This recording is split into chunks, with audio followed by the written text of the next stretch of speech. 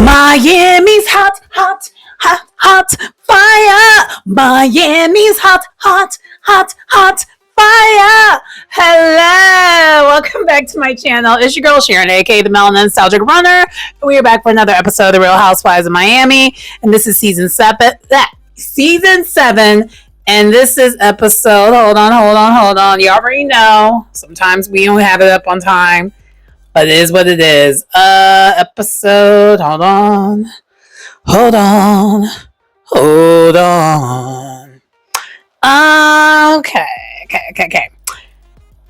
I believe this is episode 6. I'm like, I think this is episode 6. I didn't label it. Let me go ahead and get the name though. Let me go ahead and get it together. While I'm getting that, let me just be so for real. I apologize for the delay in the episode review and whatnot. But it's the summer. Your girl's been busy. And so I just kind of I just been busy. Booked and busy, so I'm behind on my reviews.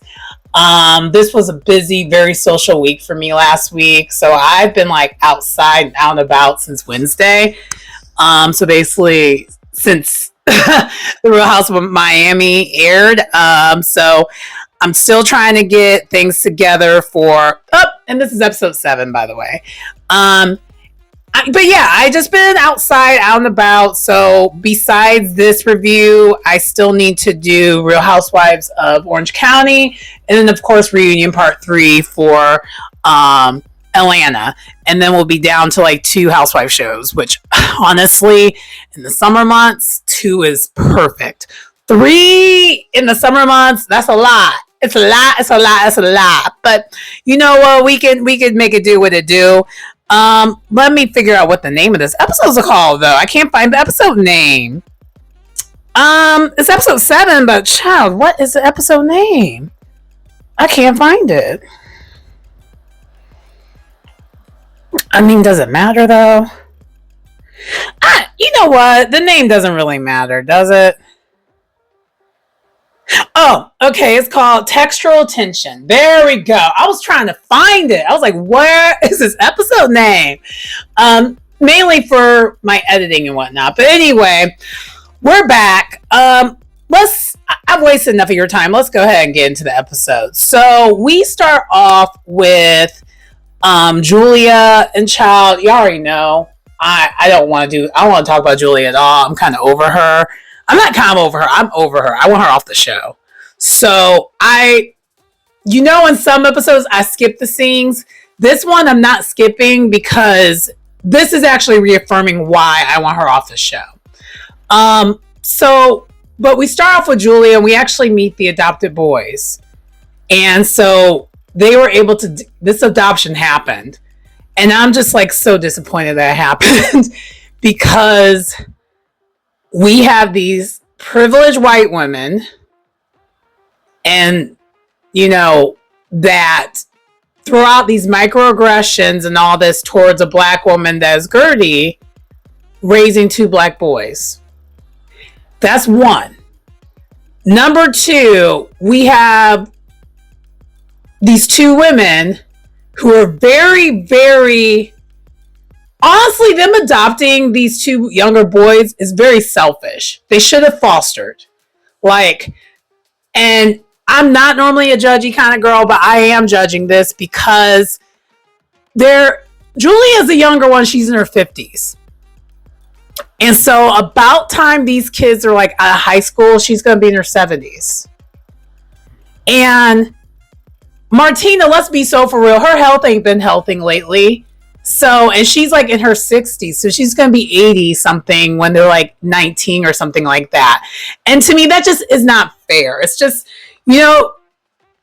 I'm normally not someone who would like judge, you being adopted, surrogacy and all that. But only time where I'm going to judge it is when it seems like it's coming from a very selfish place. And to me, this is very selfish. And then also Martina had the freaking audacity and the unmitigated gall to come down on people who do surrogacy when she's doing this. And then also too, Pepperidge Farm remembers all the things that she said about Venus and Serena. And side note, for those who are wondering why I'm like still hanging on to that, I'm a Venus fan. Like a Venus fan. Like my car is named after Venus Williams. And I used to play tennis because of Venus Williams. Serena, I like Serena because I mean everyone likes Serena. I would say just because she's like the more winningest of the sisters, but behind the scenes, and all the things that we have now in tennis today, as in like women having primetime schedules and actually getting paid the way they should be getting paid, that is a Venus thing. That was not a Serena thing. Serena was kind of the workhorse making it happen while Venus was doing all the behind the scenes to make things happen. And also too, what slowed Venus down when it came to a lot of the things is because she has autoimmune disease. And she's still playing tennis today. Like, she's won a couple of matches, which is like she's like the oldest woman in history to kind of do that kind of stuff. And so I'm just like, no slander over here when it comes to the Williams sisters. Okay, that's that's number one, number two, number three, number four, number five, and also my dad plays tennis. So yeah, so I already didn't really like Martina leading up to this reboot, but I tried to give it a chance because I already knew about her.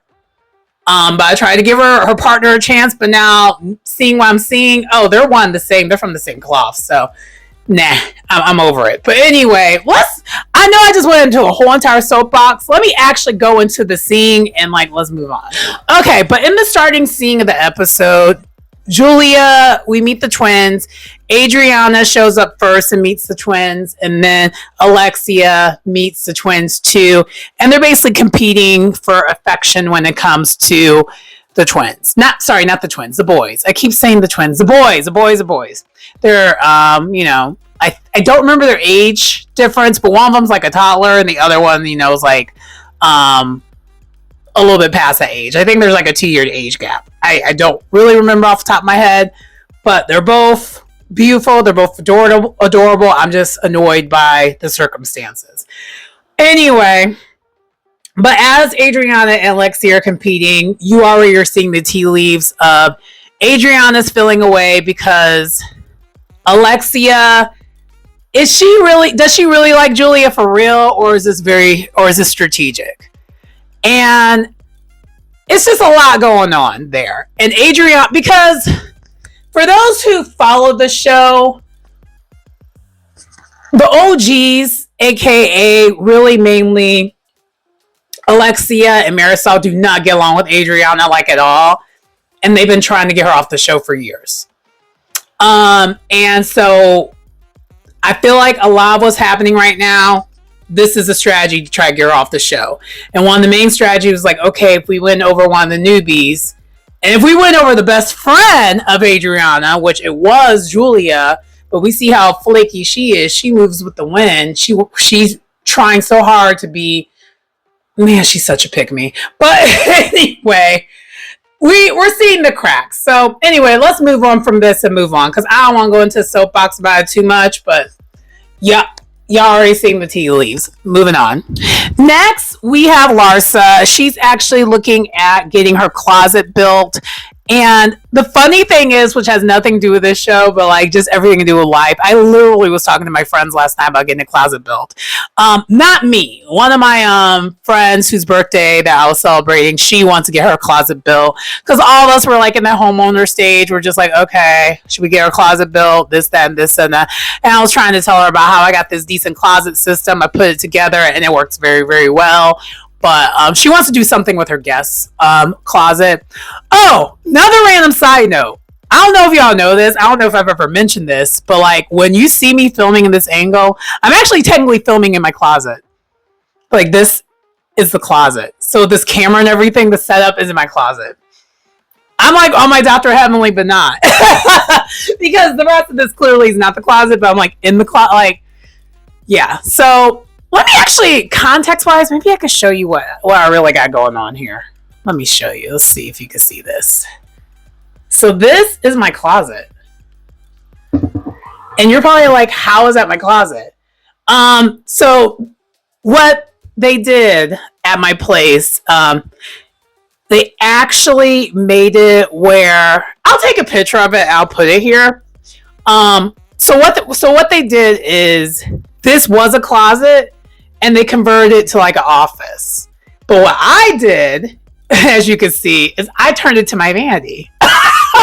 So I have my makeup, I have my hair products, I have like a plug-in for like my blow dryer and all that stuff. Like I made it like my filming situation / like my vanity set. And then I have lights here, and then up top is like my storage. And then I have some storage in the bottom too. So that's kind of what I ended up doing. And then I close it off with this curtain, to kind of just stop the cats from doing too much and being in my stuff. So, which actually works. I've never seen any of my cats on this part of the thing. If anything, they just usually sleep on my chair that I'm sitting on right now. And really just one of my cats does that. The other ones kind of has no interest. They're just like, makeup, hair, They get scared by like that. Anything that looks kind of like this, my cats are terrified of. So that's enough to like make them not want to go near it. So there's like, I don't know what that is. But anyway, I know that has nothing to do with nothing, but it just kind of reminded me of that when Larsa was just kind of looking at closets. But of course, Larsa's looking at luxury closets, and this is when we find out that Larsa actually purchased an actual house. She had a penthouse forever, but she finally was like, you know what, this is not really working for like my family.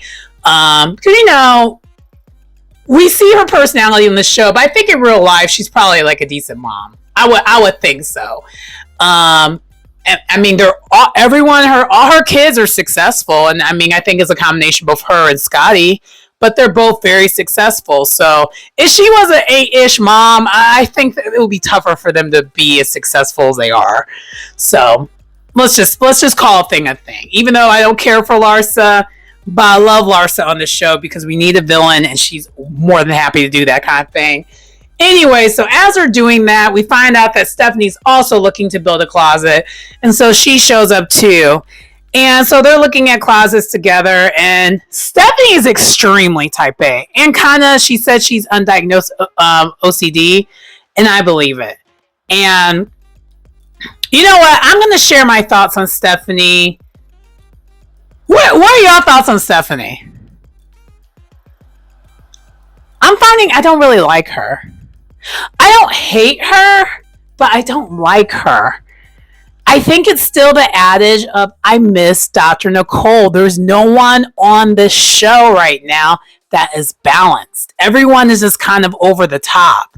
In Miami, it's great. Like, this is one of the reasons why we love the show, because all the personalities are over the top. But I feel like you always, on every single successful franchise, you need someone who's just kind of the normal one. And I feel like no one's here. And I feel like also, too, Stephanie puts on for the camera about rich and luxury too much to the point where it's coming off really, really snobby. And Dr. Nicole had just as much money and all that as a Stephanie. And I honestly, it was a little bit more believable on the Dr. Nicole side of things because it didn't come off snobby and snooty and flaunty. She's like, I got it, but this is just my life. It was more like that versus like always kind of bringing it up. It's getting really old and stale really quick. It was cute the first episode or two. I would say episode and a half, honestly, because after the end, towards the end of the second episode, I was like, girl, why do you always bring this up? It's really annoying. But anyway, we kind of get that going on, and that's kind of that on that. Moving on. Okay, the next thing, I ain't gonna talk about it too long, because also what we found out in the first thing with Julia was that Kawamo invited the ladies to the AIDS task force banquet that they have in Miami. It's kind of like their Grammys, if you will, for the LGBTQ plus community. I don't know why I had trouble saying that, even though I'm literally part of the damn community. I had trouble saying all that, but whatever. I'm the Q. I'm the Q in that community. But anyway, at least that's how I identify as. I identify as queer. But yeah. So what was I gonna say?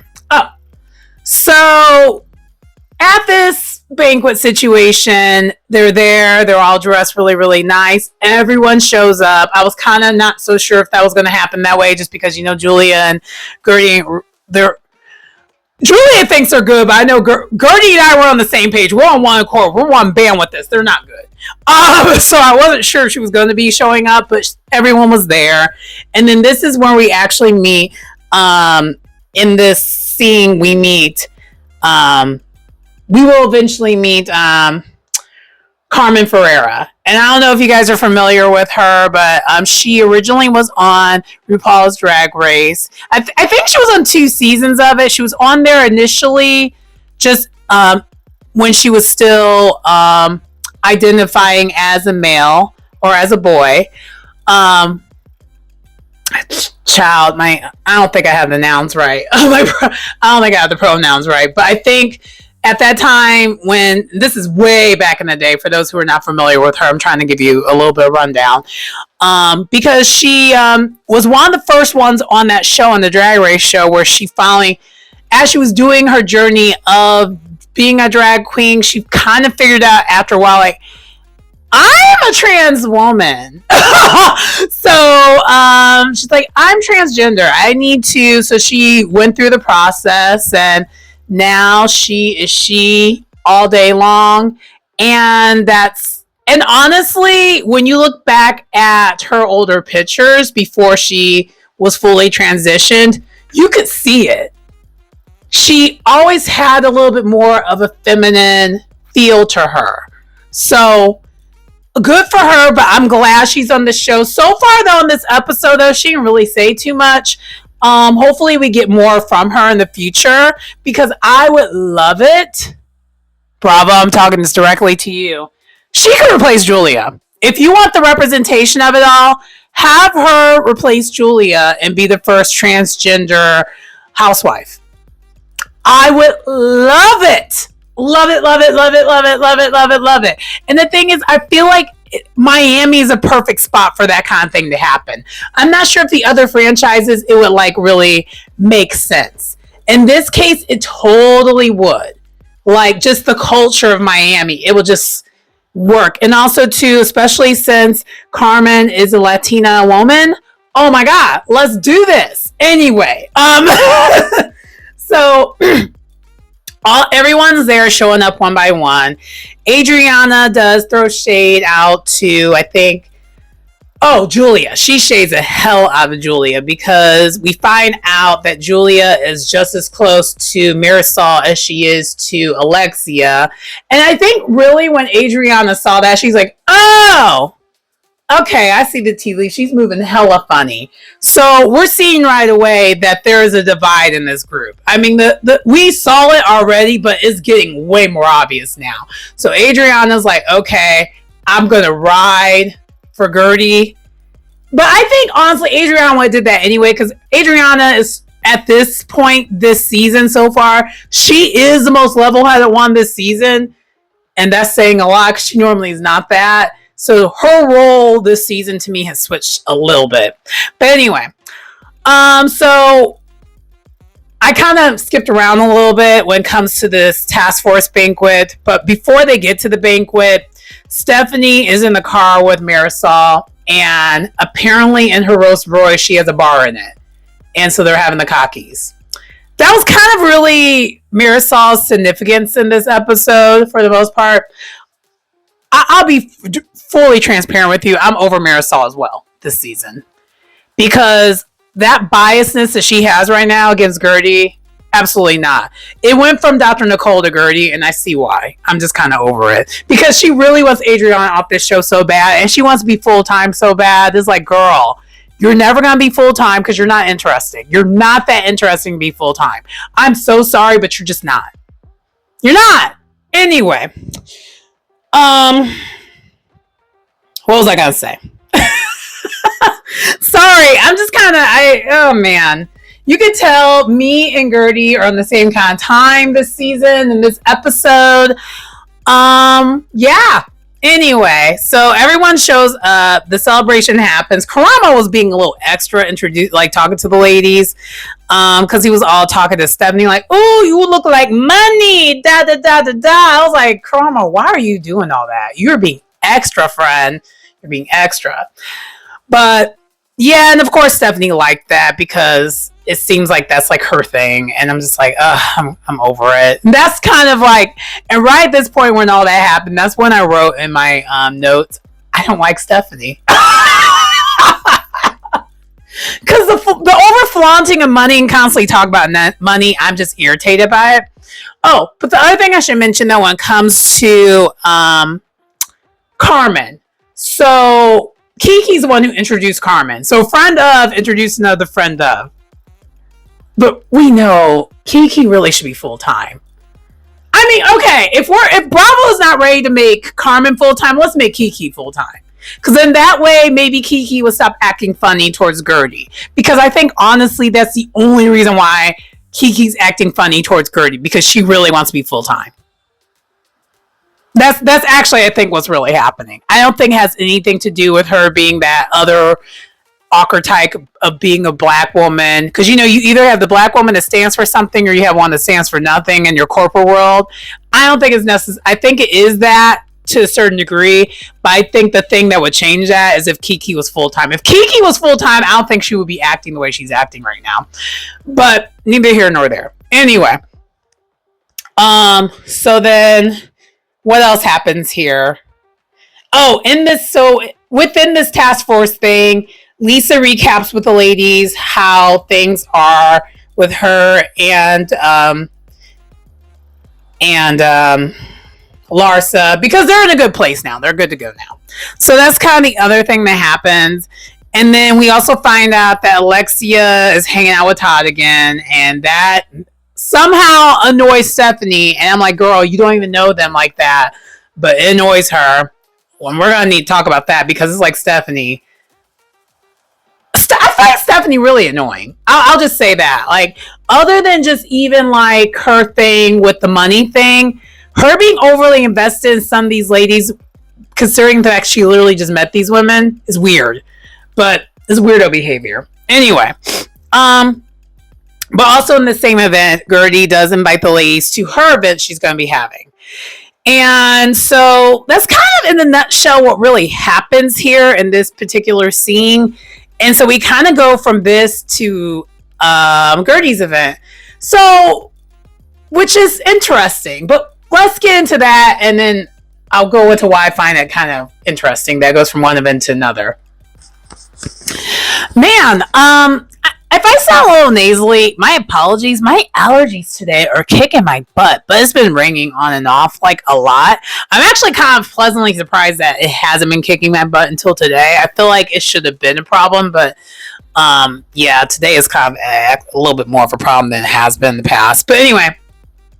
So the next scene is we're actually at Gertie's celebration of life event. And number one, Gertie names it a celebration of life event. She doesn't name it a cancer event. Ladies, it's a celebration of life event, which is not the same. It's her party. For the women on this episode that are clutching the pearls, oh my God. Because I ain't gonna hold you, this last part really, I was pissed. I was pissed. And I'm hoping after this episode, we get past this me being upset thing, because I don't think in the past, me watching the Real Housewives of Miami, I've never been so mad. I've always been like entertained, feeling away a little bit, like annoyed, but never mad. But the way they're treating Gertie, I don't mess with it at all. It's really, really hurting me. I don't like it. Because like in the words of Candace Diller Bassett, the line keeps moving. If it's anyone else on this show, it's okay. But because it's Gertie, it's a whole entire problem. And the optics of it, I'm not a fan. I'm not a fan. Considering the fact that she just beat cancer too? Are you kidding me? I know I'm skipping ahead, but I just gotta call a thing and say that right away before we get into it.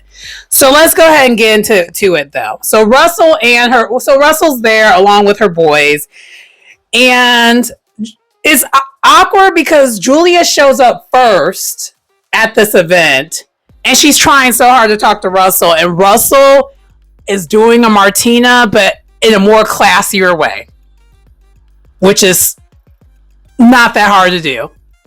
Russell's still trying to like keeping it cute, being nice, but he's clearly being short with Julia because he's like, girl, I know what you did to my wife.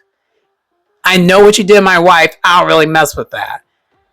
And then so Julia can feel the tension. She could feel that everything isn't all good, even though in her delusional mind she thought it was all good.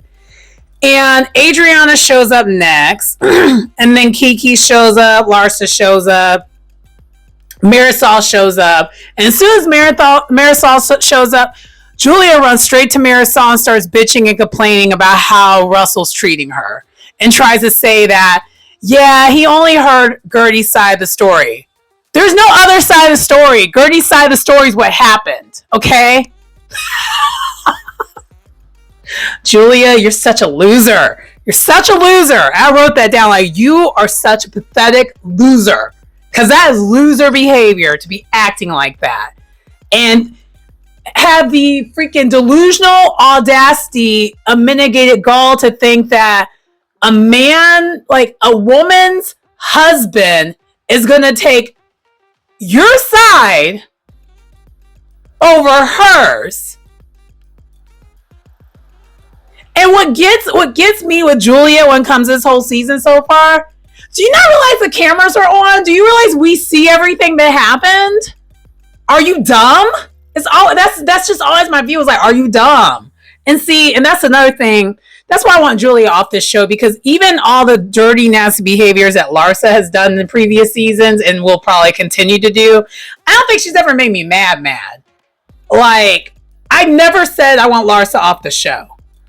I think Larsa ain't ish, but we need a Larsa. Because Larsa doesn't do this backpedaling, pussy popping. Like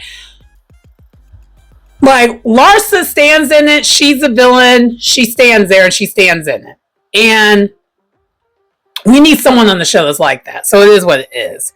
But anyway, so then the Todd situation pops up again.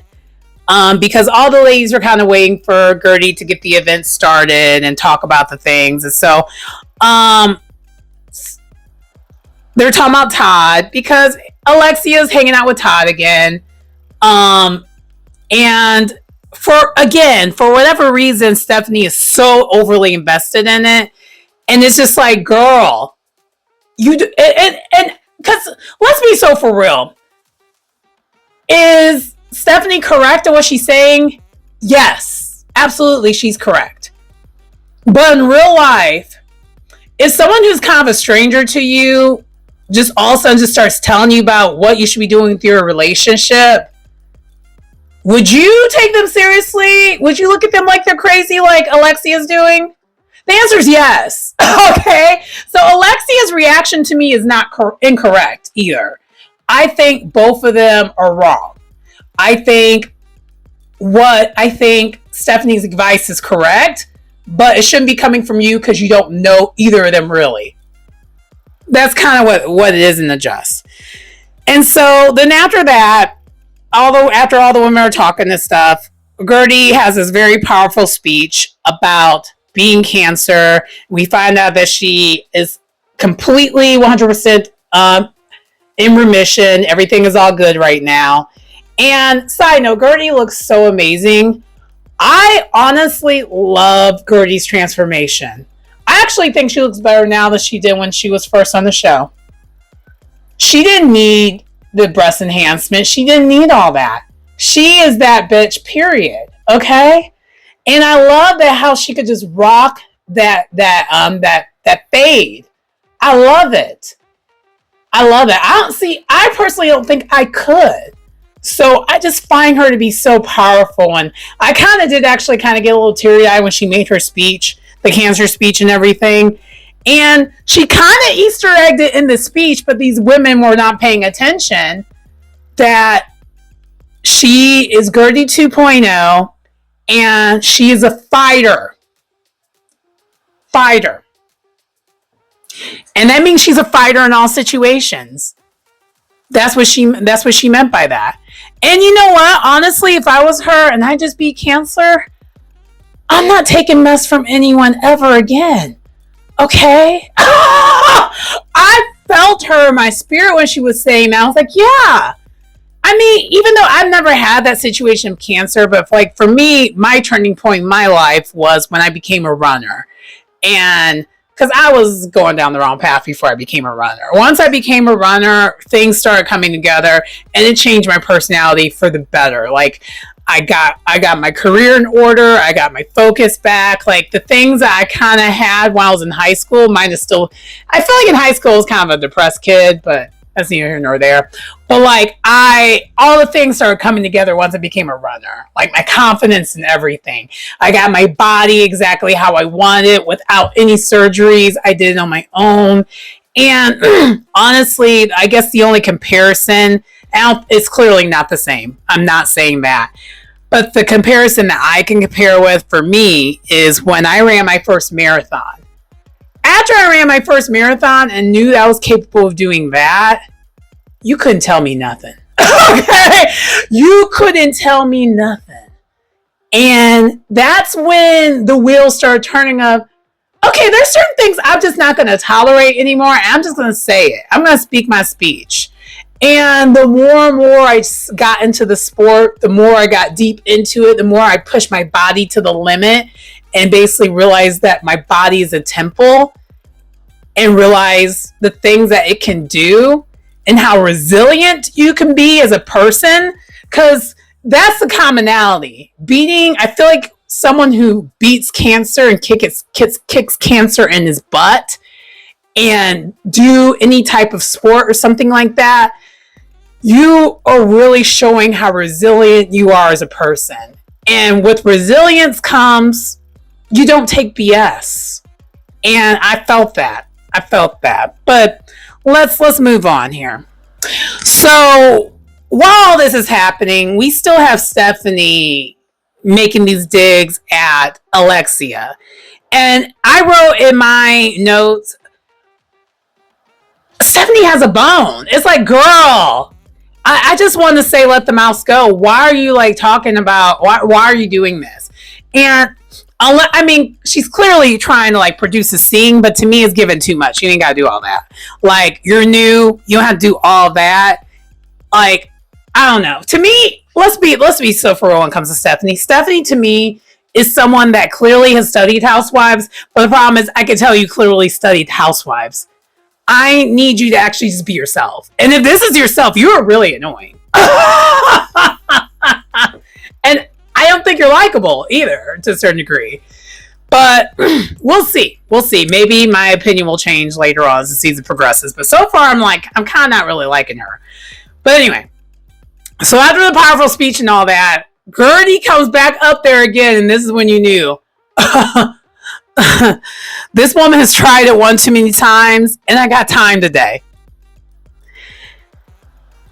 Gertie proceeds to say this speech completely about Julia. We all know it's about Julia. And then she signals to her assistant, and then bam, the receipts. All the text messages between her and Julia are there and expose the whole entire thing of her basically being a whole entire liar and fabricating a beef that did not need to exist. And Julia, of course, is offended, white woman offended, and walks away right away because, she can't handle the truth. And then it was given like SWV. Coco leaves. I'm sorry, Coco. I didn't mean to offend you like that. I don't want to even put you in the same realm. But it was given like a girl group. The lead singer leaves and the others proceed with her. And that's kind of what happened there. It was like she left, and then Marisol, Alexia, and Larsa leaves. Larsa makes a comment like, I can't read all that. I'm like, girl, did you need an audiobook? Apparently you needed an audiobook version. But they just were like, clutching pearls. They're so offended, but yet they weren't that offended when water was thrown on their castmate. And the optics of a white woman throwing water on a black woman. They weren't offended by any of that, huh?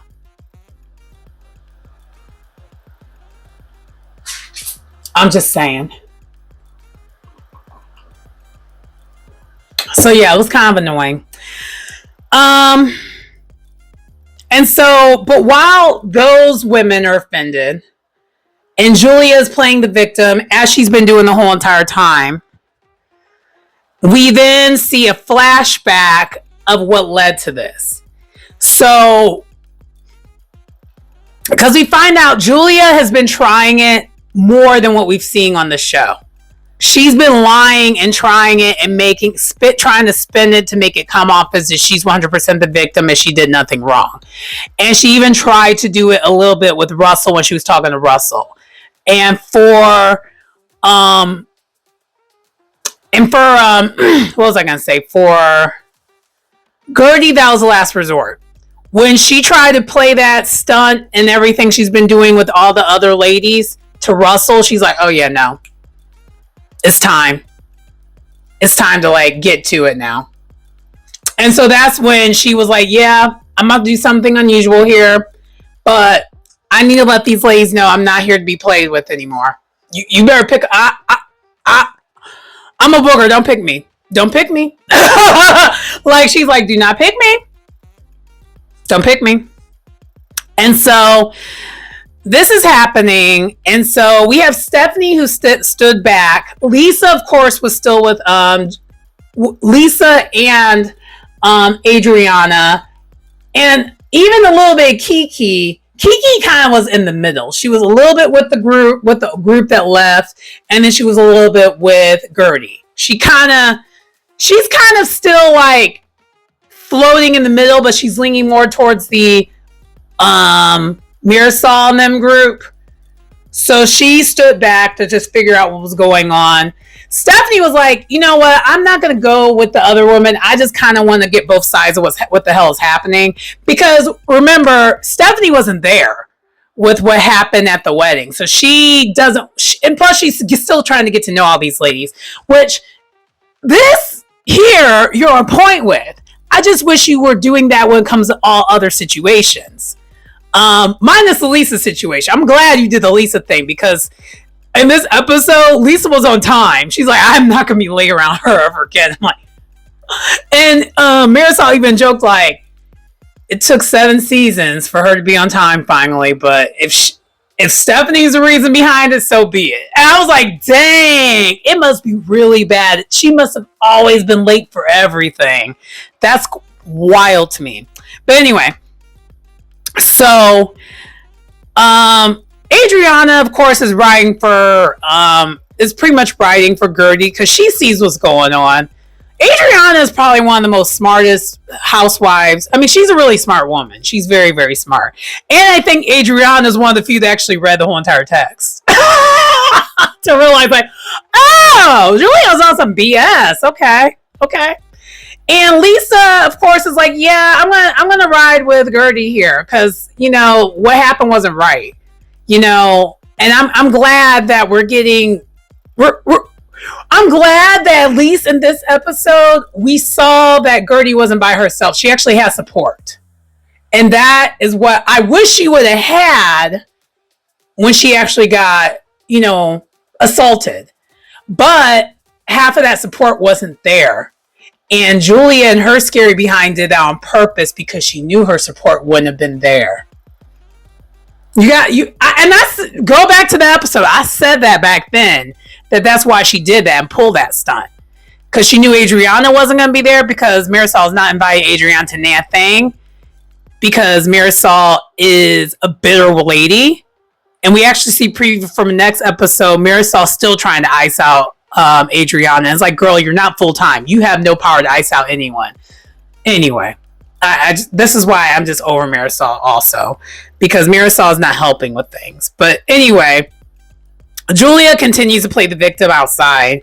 And then somehow when we see that Stephanie goes back out there and she just says, hey, I'm just trying to get both sides of what's going on here. Alexia proceeds to kind of go off on her and say that she's up like Gertie's behind. And I'm like, oh. And I think honestly it's 1A, 1B. I think that Alexia wants to get Adriana off the show as well. So she is taking the side of her bro. But I think also the reason why she said it and said it that way really is because of what Stephanie has been doing this whole entire episode. She wanted a reason to attack Stephanie. So it actually switched from them going back and forth about Gertie to all of a sudden now they're going back and forth about the Todd situation. And Stephanie was like, girl, I won't mention Todd ever again. Jesus Christ. Like, she's like, I'm done. And so, but yeah, that's kind of where things ended. We have a little bit of a divide here. And Gertie got her lick back. Child, one more thing. The way I be forgetting things when I be doing these reviews for Real Housewives Miami, I actually watched an interview with Gertie describing why this whole thing with her and Julia is some BS. Do you know that this whole entire cruise ordeal happened before the reunion last year? So the thing that got the party started with how she feels about how Julia feels about Gertie was about a cruise that happened before the reunion even happened. So she was plotting against Gertie since season 6. She's been plotting against Gertie since season 6. Which is why I will never respect her or anything that she has going on. And then the other thing I wanted to add to this review is that Gertie said something. She quoted the Michelle Obama, like what we all do. When they go low, we go high. And sometimes we gotta go lower. I was like, so I forgot to add that one extra tidbit.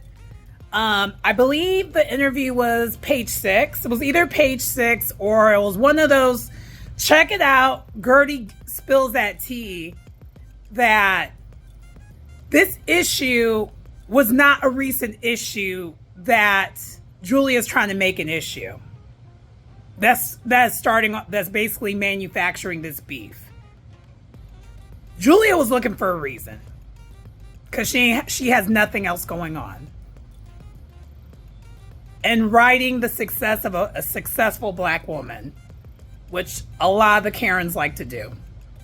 Anyway, I just had to add that in there because I don't see it for Julia, but any little extra bit that I can get to make sure that, justice for Gertie.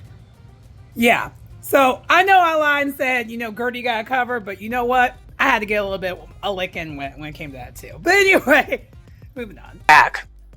As she should. And I'm honestly glad and proud of Gertie for getting it back the way she got it. She got it in the most classy way she could have gotten it. Because also, too, the women try to spin it and try to say that she was having the celebration at a church. It used to be a church. It's not a church anymore. It's an event venue. And I love at the very end, Gertie was like, oh, you don't like what I did? Okay, you can leave. I was like, yes. She's like, I don't know what these women are thinking, but this is the bottom line. This is my party. I do what I want at my party. I'm like, damn, I know that's right. I was like, Gertie, oh my God. Like, I am Team Gertie. And honestly, this is the first time in this episode where I don't even feel like I have to say, get behind me, Gertie. We're on the battlefield together. Before I was like, Gertie, get behind me. No, Gertie's like, I got this. You don't need to even come here. I got this. I was like, yes. But anyway, that is where the episode ends for the most part.